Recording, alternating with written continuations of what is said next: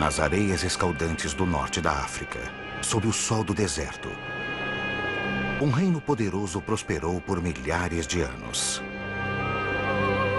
Reis e rainhas poderosos construíram templos gigantescos e enterraram seus mortos em tumbas em forma de pirâmide. Mas aqui não é o Egito. E o povo que ergueu esses monumentos não foram os antigos egípcios. Este é o Sudão, o maior país da África e o berço de Núbia, um reino dourado alimentado pelo Nilo. Naquela época era o maior país do mundo. Era um verdadeiro império. Um império com uma língua que os estudiosos ainda não decifraram.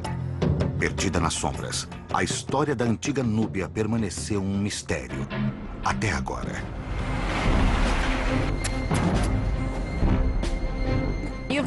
Temos a chance de achar algo pela primeira vez. Estamos escrevendo a história agora com as relíquias desse reino. Sob o solo, há provas de rituais sagrados.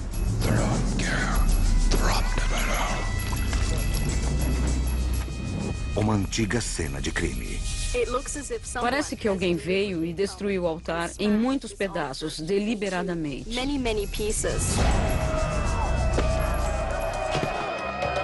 E uma invasão implacável que pode ter levado o poderoso império à ruína.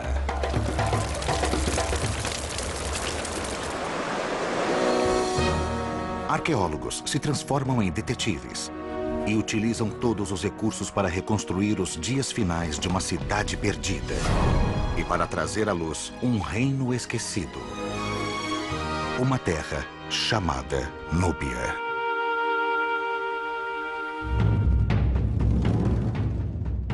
A antiga Núbia, onde hoje é o Sudão, surgiu como uma nação poderosa por volta de 2000 a.C., pouco depois de as primeiras dinastias egípcias terem criado seus reinos ao norte.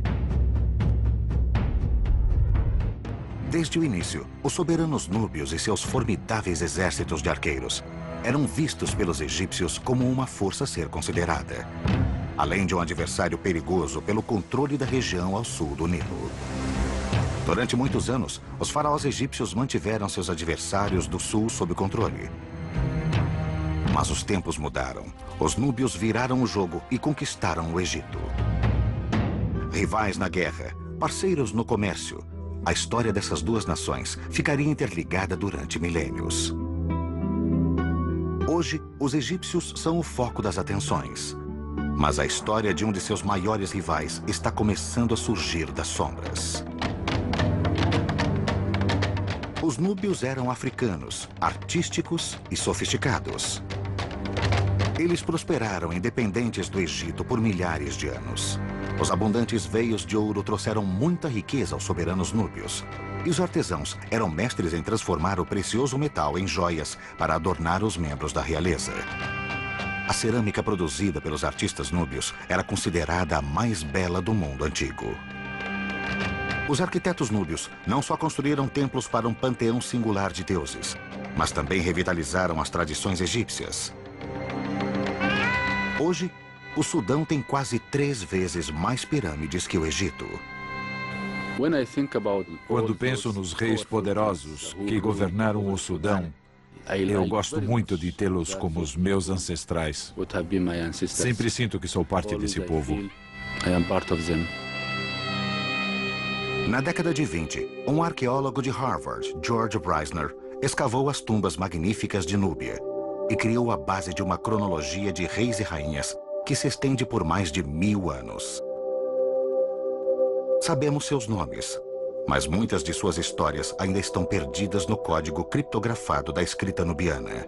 Para decifrar essa linguagem, os arqueólogos sonham em achar uma nova pedra de Roseta, como a que foi usada para traduzir os hieróglifos egípcios em 1822. Seria fantástico se encontrássemos um documento assim. É o sonho dos estudiosos achar uma pista para decifrar um enigma desses.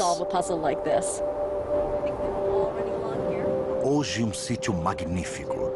Uma cidade perdida na areia pode guardar o segredo que desvendará o passado de Núbia.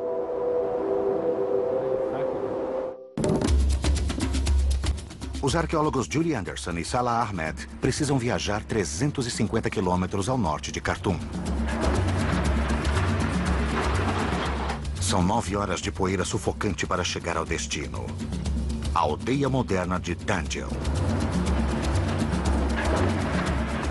O sítio está escondido sob misteriosas colinas de areia próximas ao centro da cidade.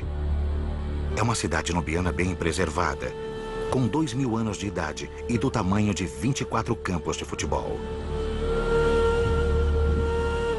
Os exploradores europeus passaram por este local isolado ao norte do Sudão no começo do século XIX. Eles deixaram registros em tijolos vermelhos de formato cilíndrico, mas só depois que Julie e Salah exploraram o sítio há 3 anos, que a existência de uma antiga cidade foi finalmente confirmada. Começamos a escavar e 20 minutos depois já havíamos encontrado o que parecia um piso. Começamos a limpá-lo, chegamos até as bordas e percebemos que estávamos em cima de uma parede imensa, não um piso. Foi um choque. De repente começamos a entender que o sítio era absolutamente imenso, muito maior do que poderíamos imaginar.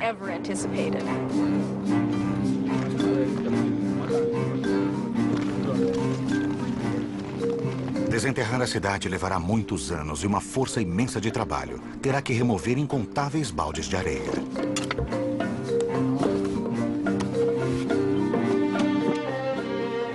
Mas uma estrutura impressionante já está sendo trazida à tona. Embaixo de uma das colinas centrais, a equipe achou os restos de um dos maiores templos do Sudão. Julie e Salah não sabem exatamente quando ele foi construído, mas acreditam que foi dedicado ao Deus Supremo, venerado por núbios e egípcios. O Deus com cabeça de carneiro, Amon. Os templos para este rei dos deuses tinham uma estrutura clássica baseada no templo construído pelos egípcios em Karnak. E a forma de Danjel parece se encaixar. Depois de vários meses de trabalho duro, os operários já retiraram mais de 500 mil quilos de areia e desenterraram um dos pátios pavimentados mais belos já visto por Salah. Estou sentado no chão do segundo pátio do templo de Danjel. E, como podem ver, é um belo piso, belíssimamente trabalhado com ladrilhos de arenito. Os rejuntamentos entre os ladrilhos são muito estreitos e muito compactos. Parece fresco, como se nunca tivesse sido usado.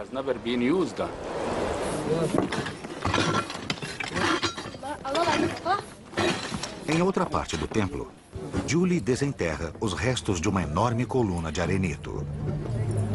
Enterradas por séculos, as figuras talhadas ficaram protegidas da ação corrosiva do vento e da areia.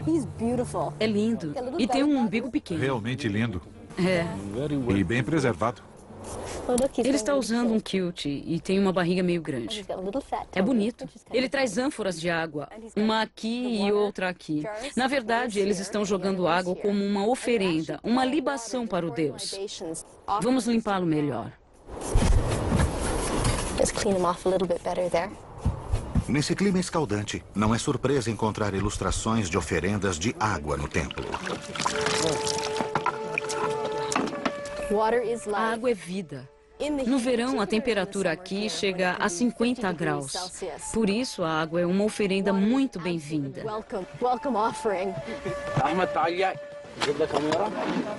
Ao lado de uma ilustração do deus das águas, Hapi, a coluna de arenito tem inscrições com a misteriosa linguagem nubiana. O homem sentado. Esta é a letra A. A cabeça está aqui, um braço está abaixado, o outro está erguido e ele está meio inclinado. Sabemos que tem o som de A. Infelizmente, sabemos como muitas palavras começavam e o som que tinham, mas não sabemos o que significavam. Os núbios criaram seu alfabeto por volta de 200 a.C., quando o reino ficava na cidade de Meroé. Como parte de um renascimento cultural, os meroítas, como eram chamados, substituíram os hieróglifos egípcios por sua própria língua escrita. Até que ela seja decifrada, os estudiosos só conseguem ler o que as outras culturas daquela época escreveram sobre a Núbia. Há alguns registros sobre o reino de Meroé, de fontes externas. Historiadores gregos escreveram sobre Meroé. Eles tiveram contato com o Império Romano e, claro, com o Egito. Mas não temos o ponto de vista dos meroítas. Quando lemos os escritos, é o próprio povo quem fala conosco sobre ele mesmo. Precisamos realmente achar algo parecido com a Pedra de Roseta, que foi encontrada no Egito e ajudou a decifrar os hieróglifos egípcios. Nós precisamos de um texto bilíngue. Na antiga cidade de Dendil, é possível que haja outra Pedra de Roseta. Sua localização no Nilo, ao sul de uma área de corredeiras chamada Quinta Catarata, garantia uma posição estratégica no centro das principais rotas de comércio para o interior da África. A Quinta Catarata é cheia de pedras e não é navegável. As rochas são tão cortantes que rasgam o fundo dos barcos. É preciso ir por terra e voltar para o Nilo em outro ponto. E este ponto fica na área de Dendil. Através de sua história, o reino da Núbia atraiu mercadores de terras distantes que desejavam bens como marfim, peles de animais e, claro, ouro. Pessoas de muitas culturas e línguas, gregos, egípcios e romanos, todos negociavam com a Núbia. Muitos podem ter passado por Dendil e deixado uma inscrição bilíngue. Mas até agora, a única via para desvendar o passado de Núbia continua enterrada.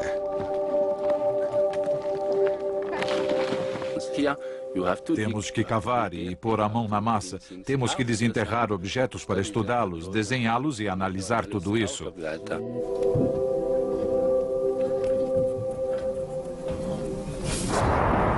O clima no norte da África nem sempre ajuda.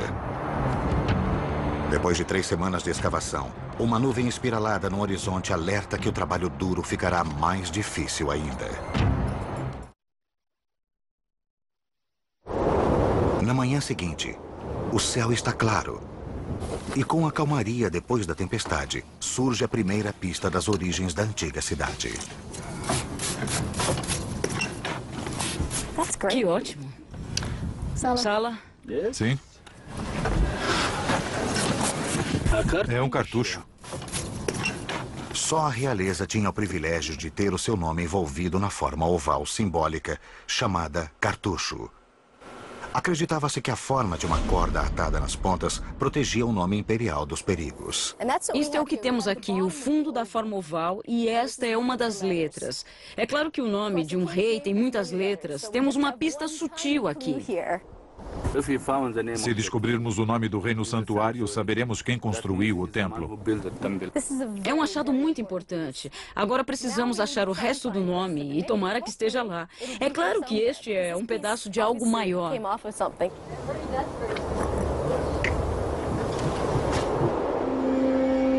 Embora Judy e Sala não saibam exatamente quem construiu o templo de Amon em Dendil, eles acreditam que data de 2000 anos atrás, do período dos Meroítas.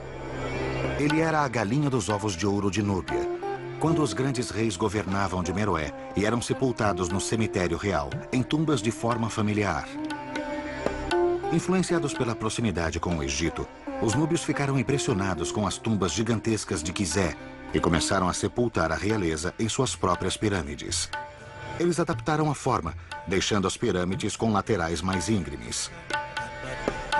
Santuários adjacentes para oferendas eram ricamente esculpidos com cenas retratando a confortável vida pós-morte do rei, sendo atendido por seus inúmeros servos.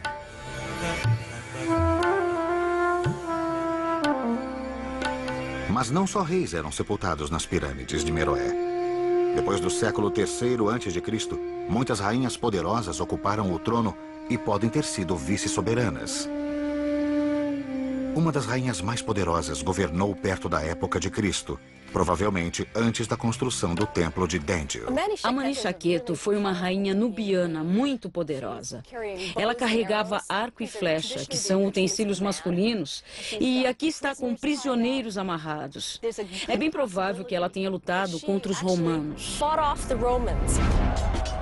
No ano 23 a.C., os soldados romanos atacaram o Império Nubiano. Segundo seus relatos, a resistência nubiana foi liderada por uma mulher valente, cega de um olho, que os estudiosos acreditam ter sido Amani Shaketo. A rainha impediu com sucesso que os romanos tomassem seu reino e até negociou um acordo de paz favorável. Embora apagados, os vestígios da imponente figura de Amani Shaketo ainda podem ser vistos nas paredes de seu santuário de oferendas. Era uma mulher enorme. Isto mostra como era poderosa e também mostra a noção de beleza dos meroítas. Ela é robusta. Está usando muitos braceletes e anéis. Ela devia andar coberta de ouro. Ela tinha muita sorte em ter todas essas joias. O depósito secreto real de Amani Shaketo foi redescoberto em 1834, quando um explorador italiano, Giuseppe Ferlini, viajou para o Sudão, ansioso, segundo ele, para fazer uma contribuição significativa para a história. Na verdade, ele queria achar ouro. Ferlini esperava fazer fortuna vendendo antiguidades na Europa. Sua ganância o levou às pirâmides de Meroé.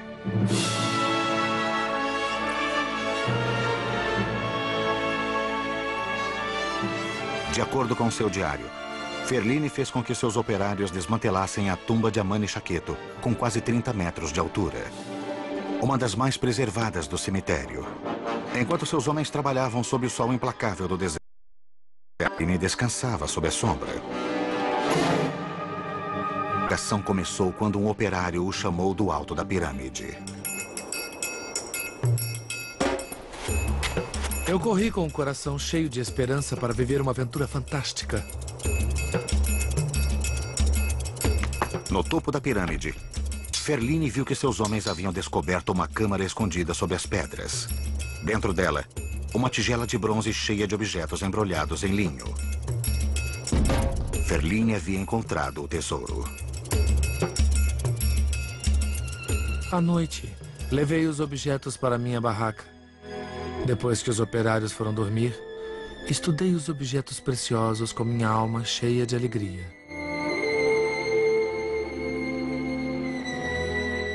Fiquei admirado com o ouro e, pela quantidade, percebi que era bem mais do que eu sabia que estava espalhado pelos museus da Europa. Ferlini havia descoberto uma quantidade estonteante de joias. Hoje, a maior parte deste tesouro está no Museu Egípcio de Munique. Braceletes de ouro, cobertos com faixas decorativas de vidro fundido. Pingentes ornamentais com imagens dos deuses. E dezenas de anéis de ouro maciço, alguns incrustados com a figura de Amon. É um dos maiores tesouros já encontrados em Núbia. Ele nos dá uma boa ideia do que os reis e rainhas usavam naquela época. Embora a invasão de Ferlini tivesse trazido à luz um tesouro impressionante, a descoberta teve um preço caro. A ganância do explorador na busca do ouro destruiu a pirâmide de Amani Shaketo. No pátio externo do templo de Amon em Dangel, outra história de destruição pode estar sendo desvendada. Essas ruínas talvez sejam o resultado de outra coisa, além do desgaste do tempo. Parece que o templo foi abandonado por algum motivo, mas não sabemos por quê. Sob o solo, surgem provas de um momento catastrófico na história de Dangel. É parte da viga de um teto. É um pedaço comprido de madeira de palmeira, mas está totalmente queimado. Virou carvão e dá para ver os pedacinhos da viga de palmeira se desintegrando. Achamos a parte da viga do teto que caiu depois de um incêndio muito grande neste átrio. Deve ter sido um incêndio aterrorizante, porque tudo está muito queimado. Dá para ver vestígios desse incêndio nas colunas, no piso, e há até um pedaço dele preservado. Achar esta camada tão queimada nos dá uma ideia de por que as pessoas fugiram daqui. Talvez tenha sido uma guerra, talvez o templo tenha incendiado acidentalmente. Não importa como tenha começado, o incêndio deve ter sido violento o bastante para que as pessoas fugissem do templo e talvez da própria cidade. Mas o que deve ter sido um desastre para os meroítas é uma bênção para Julie e Sala. Tudo que estava embaixo da camada do incêndio, no nível do chão, ficou totalmente lacrado. Isso criou uma cápsula do tempo. É uma época específica do tempo que foi preservada e que encontramos. Se a teoria de Julie e Sala estiver correta, esse momento congelado no tempo pode corresponder aos dias finais do Império Nubiano. Os estudiosos sabem pouco sobre esse período, mas as escavações em Dangel podem ajudar a explicar como e por que o Reino Poderoso chegou ao fim. Para saber como o Império começou, temos que examinar os monumentos ao norte. Logo depois da Quinta Catarata do Nilo, está o lugar mais sagrado de toda a Núbia, Jebel Barkal, a Montanha Pura. Na base desse marco divisório fica o maior e talvez o mais antigo templo de Amon no país, com vista para uma faixa fértil do Nilo, que sustenta a vida há mais de 3.000 anos. Os templos e tumbas têm muito a contar sobre os primeiros anos do Reino da Núbia. Sala faz uma pausa nas escavações para fazer sua peregrinação anual até Jebel Barkal.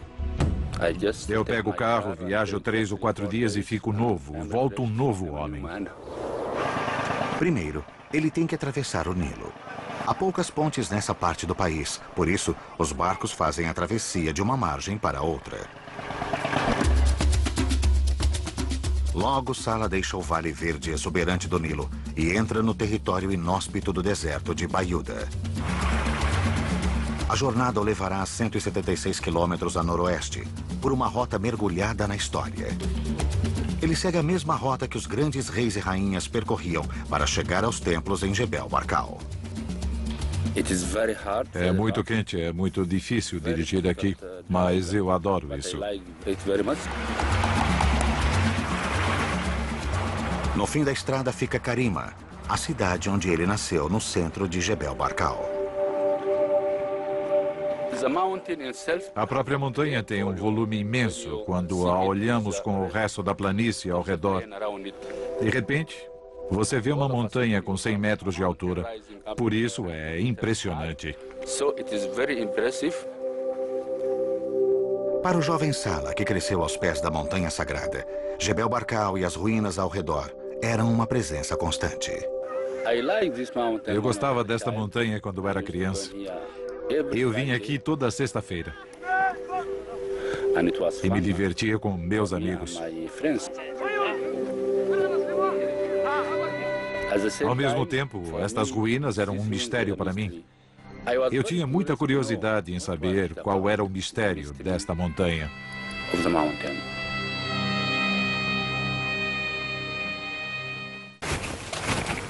Este mistério de 3.500 anos remonta à época dos grandes faraós do Egito, o rival do norte da Núbia.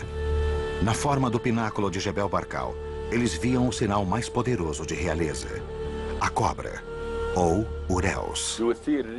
Dava para ver a silhueta de uma coroa, com o símbolo da realeza na frente da coroa. Como era Amon, o deus dos deuses, quem legitimava a realeza, os egípcios construíram o templo aqui em sua honra. Expandido através dos anos pelos reis núbios, o templo é o maior do Sudão. Mas o tempo foi implacável. Colunas talhadas como as que Julie e Sala desenterraram em Dangel não existem mais. Foram desgastadas e desapareceram após séculos de exposição. As condições climáticas são terríveis. Agora o templo e todo o sítio estão em ruínas.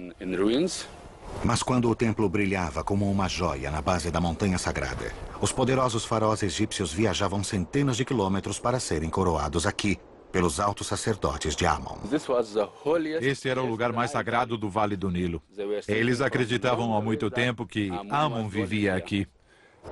Dentro da base do templo, há um templo menor para a deusa Mut, esposa de Amon. Sala consegue ler a mitologia da montanha esculpida nas paredes do templo. Dá para ver claramente a silhueta da montanha. Um afloramento alto, com um topo plano, como este. Na frente podemos ver a cobra e o disco solar, que é um símbolo de realeza. Dentro da montanha, vemos Amon sentado em seu trono.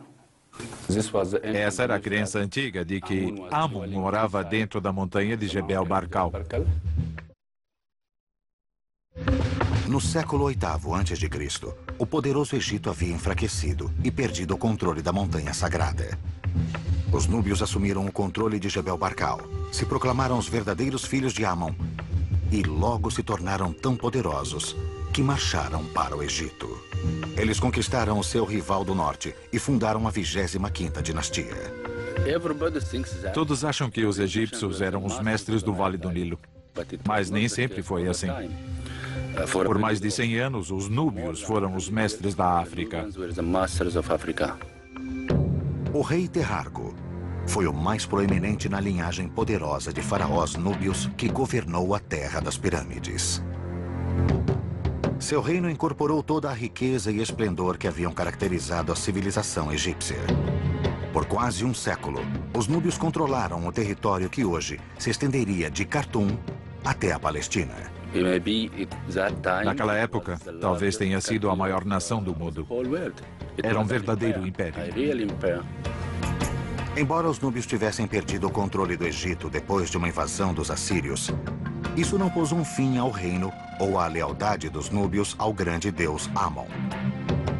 Eles se reorganizaram de novo no sul e prosperaram por mais 1000 anos, construindo templos ao deus dos deuses durante todo o reinado.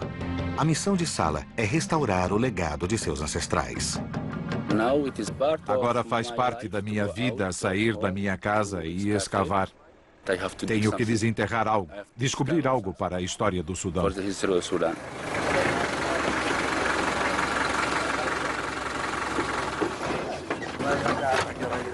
Salah volta para o templo em Dendil e para um novo desafio. Ele procurará seus ancestrais em seus túmulos. Nos limites da cidade, dentro da falha de uma pedra do cemitério moderno de Dendil, os operários de um projeto de irrigação descobriram um antigo local de sepultamento. A máquina que cavou o canal passou por cima da sepultura. Isso é ruim? Ela destruiu pelo menos 9 ou 10 sepulturas. Mas, por outro lado, foi a razão da descoberta do cemitério. Por isso, é bom e ruim. Salah acredita que as pessoas enterradas neste cemitério são as mesmas que veneravam os deuses no templo. Isso é fantástico, ter a vida e a morte ao mesmo tempo. Assim é possível completar a história da população como um todo. No templo, Julie e a equipe de escavação continuam a batalha contra o calor e as tempestades de areia, esperando desvendar mais mistérios do templo de Amon.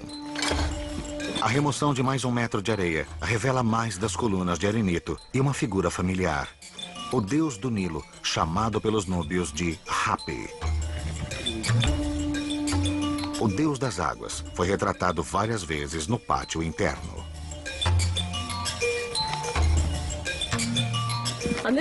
Nesta coluna há 8 ilustrações de Hapi e em todas as outras colunas há 8 ilustrações. Quando terminarmos, teremos desenhado 32 figuras de Hapi. Ele é o deus do Nilo e aqui está carregando ânforas cheias de água. Ele traz fertilidade para o Nilo, para as pessoas que vivem nas margens. Por isso, Hapi era tão importante para as pessoas que viviam aqui. Sem o Nilo, sem suas águas, elas morreriam.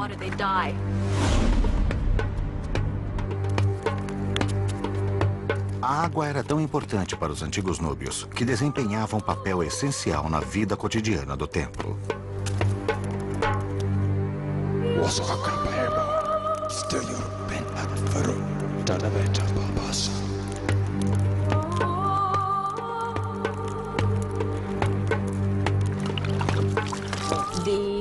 Os sacerdotes ofereciam libações para os deuses. Aqui, em especial, devia ser o deus Amon. Isso envolvia água em abundância, ou talvez leite no altar, que eram oferecidos ao Deus.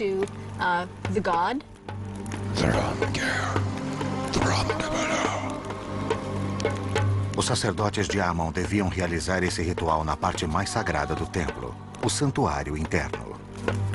Normalmente, só os sacerdotes entravam no santuário. Era o santuário principal, o mais sagrado de todos. Julie e Sala têm esperado ansiosos para escavar esta câmara sagrada. Eles esperam encontrar um altar ou uma estátua aqui.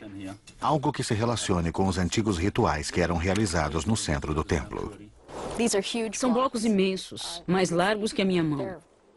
Eles foram o suporte de algo muito pesado. Pode ter sido um altar ou uma estátua. É aqui que os sacerdotes teriam feito suas oferendas a Amon. Mas no lugar onde deveria estar o altar, há evidências perturbadoras de profanação. Parece que alguém cavou um buraco enorme no piso do principal santuário do templo. O santuário sagrado desapareceu. Ou eles o levaram ou arrancaram. Levaram para outro lugar e talvez o tenham destruído. Foi um sacrilégio, uma profanação terrível. Com as evidências de uma traição aumentando, é provável que o incêndio descoberto antes no átrio não tenha sido um acidente. A identidade dos saqueadores é um mistério. Mas o que aconteceu ao altar logo se torna evidente quando Julie reexamina uma pilha de fragmentos de pedras encontrada no começo da escavação. Esta é pesada.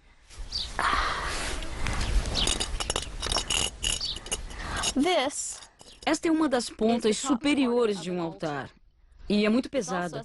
Por isso foi preciso muita força para quebrar o altar em tantos pedaços como vemos aqui.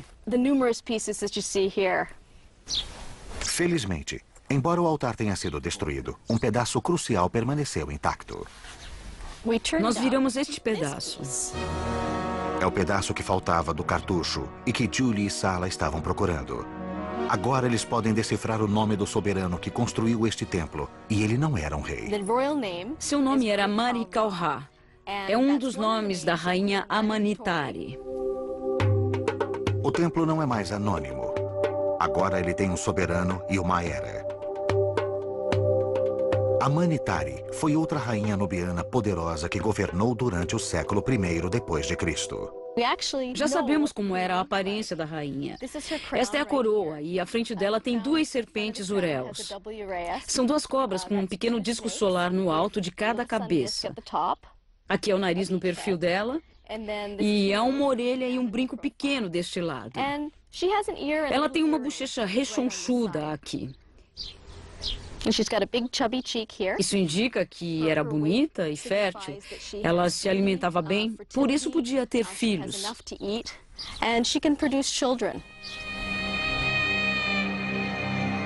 A rainha Amanitari e seu rei corregente Natakamani reinaram na Núbia durante o tempo de Cristo. O casal poderoso honrou os deuses construindo mais templos do que quase todos os soberanos núbios. A estrutura no sítio de Nagá, a 200 quilômetros ao sul, é um testemunho impressionante da devoção do casal. Uma alameda de estátuas de carneiro que levava ao templo, prestando tributos a Amon, dá uma pista do que as areias de Dengel ainda podem ocultar. Como todos os soberanos núbios, o rei Natakamani e a rainha Amanitari teriam sido oficialmente coroados primeiro em Jebel Barkal. De lá, eles devem ter visitado os templos mais importantes de seu reino, como Dengel, para serem coroados numa cerimônia pelo deus Amon. Amanitari e Natakamani chegaram ao templo de Dengel de barco, navegando nas águas do Nilo.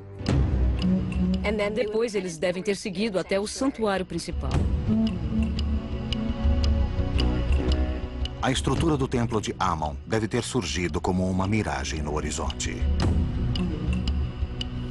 Perto do templo devia haver dois portões maciços bloqueando a entrada, escondendo os segredos lá dentro. Liderados pelos altos sacerdotes, a rainha Amanitari e o rei Natakamani devem ter entrado no templo seguidos por seus cortesãos até o santuário interno. Eles devem ter acendido incensos. O lugar devia ficar enfumaçado com o aroma do incenso de olíbano. Devem ter feito oferendas ao deus Amun. E os sacerdotes de Amun, porta-vozes do deus Amun, indicavam um sucessor, quem seria o próximo rei, e a coroação acontecia. O rei era oficialmente coroado por Amun. Provavelmente isso era feito por seu representante, o alto sacerdote de Amun.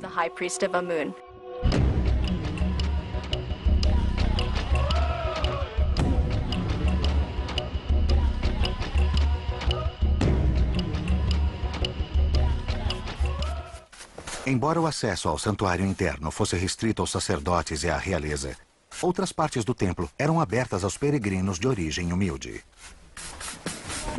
Achamos uma pegada nas pedras da pavimentação do primeiro pátio. É uma inscrição que foi deixada por um peregrino que veio visitar o templo. Isso mostrava ao Deus e aos outros peregrinos que essa pessoa havia visitado o templo. É algo muito humano. Alguém veio até aqui e o fez como um ato de devoção pessoal, um ato de fé.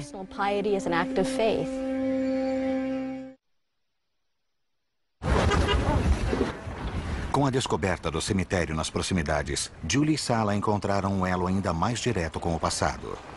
Dentro destas sepulturas antigas, eles podem ficar face a face com o povo que frequentava este templo há quase 2000 anos. Sala começa a escavação de uma nova tumba mantida intacta pelo canal de drenagem. Simplesmente espanando assim, eu posso descobrir ou notar qualquer atividade antiga nesta superfície.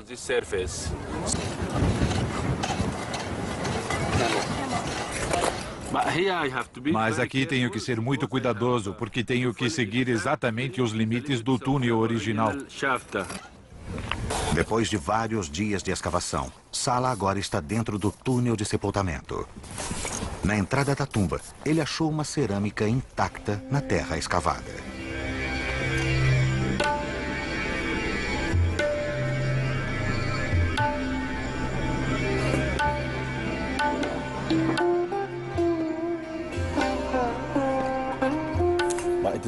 É uma bela cerâmica. Gostei muito da forma. O formato é muito bonito. A cor também é linda.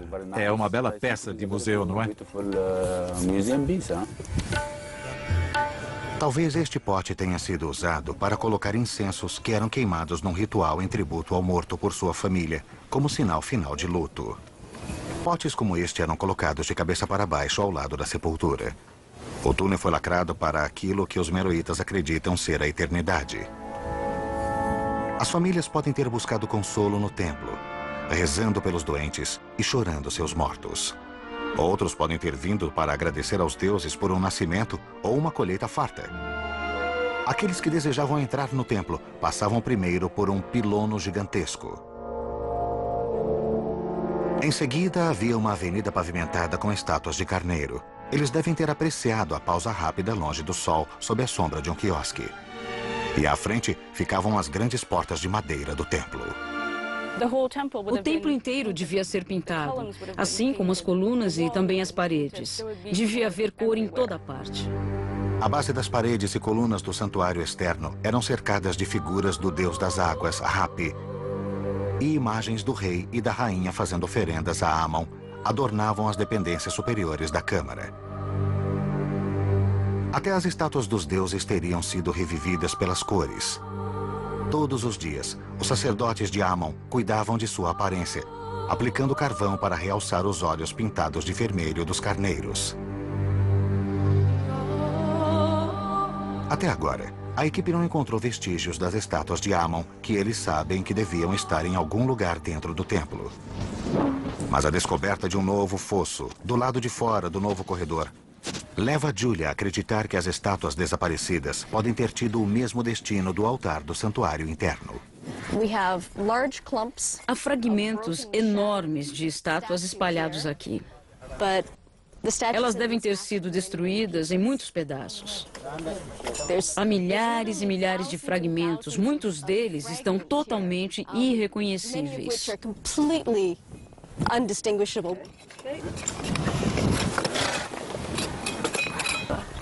Depois de horas de escavação, finalmente, algo que eles conseguem reconhecer. É o olho pintado de vermelho de um carneiro.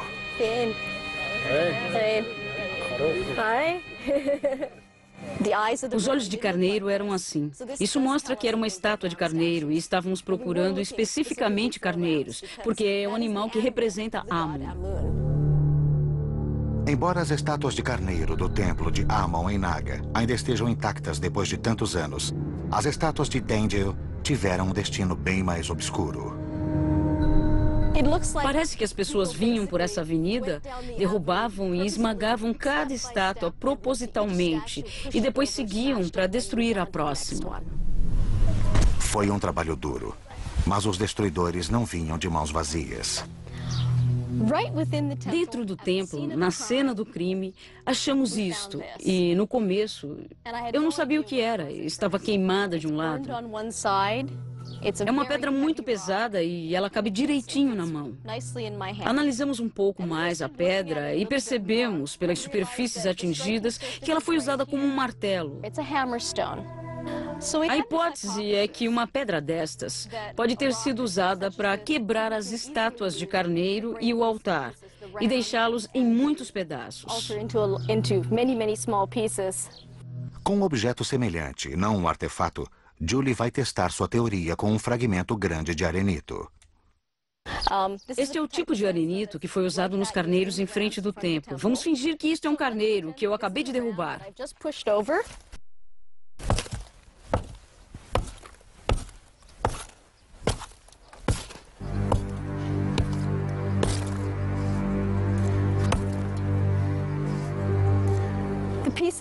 As pedras estão quebradas em pedaços pequenos e cortantes.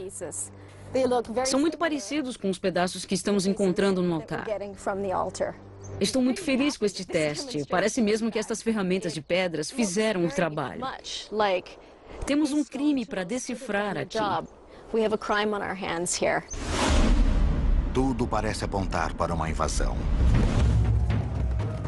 Uma força poderosa, cruel e determinada invadiu Dengel e destruiu totalmente o templo sagrado. Os invasores pilharam o santuário, erradicaram as referências aos soberanos núbios e destruíram os símbolos de seus deuses. Eles roubaram todos os objetos de valor. E num gesto final,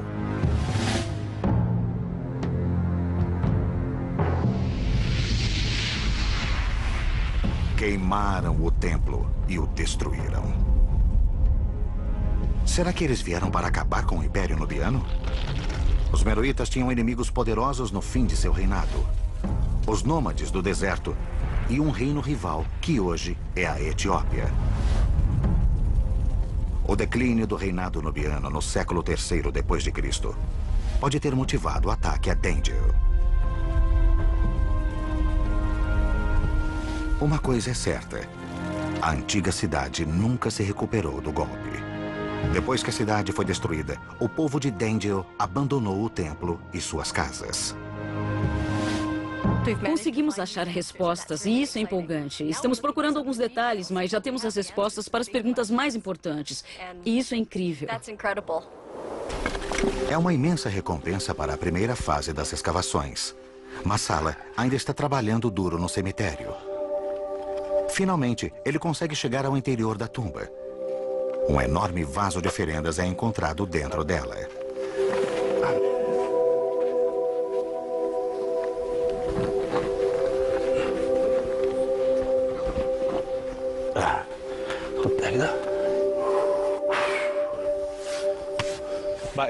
É muito bonito. Eu gosto muito da forma desta cerâmica. Elas eram usadas para guardar líquidos. Geralmente são encontradas nas entradas das sepulturas para proteger os mortos. Aqui nesta sepultura está lacrado o momento completo da história. É muito emocionante conseguir encontrar os ossos e o corpo inteiro. Mas, ao mesmo tempo, estamos lidando com um ser humano. Alguém que era agricultor ou criava animais.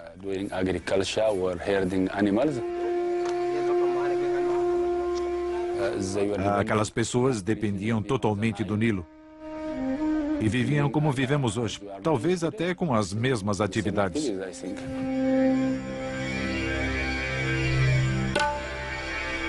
Esses eram os adoradores do templo de Amon de Dendel, os que sofreram sua maior perda quando a cidade foi saqueada. É muito interessante para nossos colegas achar os dois, a vida e o pós-vida. E podemos saber realmente qual foi a história deste povo, como eles viveram e morreram. Mas ainda há mais história a ser revelada. Há um trabalho hercúleo para ser feito em Dendel. Há muitos montes e construções bem preservadas aqui. Saleh e eu podemos ficar aqui por 20, 30 anos, sem conseguir sequer se aprofundar na superfície de todo o sítio. Esperando em algum lugar, enterrada nas areias, pode estar a tão desejada pedra de Roseta de Núbia. O segredo para decifrar os misteriosos escritos núbios e muitas das estruturas da imensa cidade de Dendel que ainda estão escondidos. É um trabalho de uma geração inteira. Então, só podemos fazer parte dele. E talvez nossos filhos façam o resto para completar a história.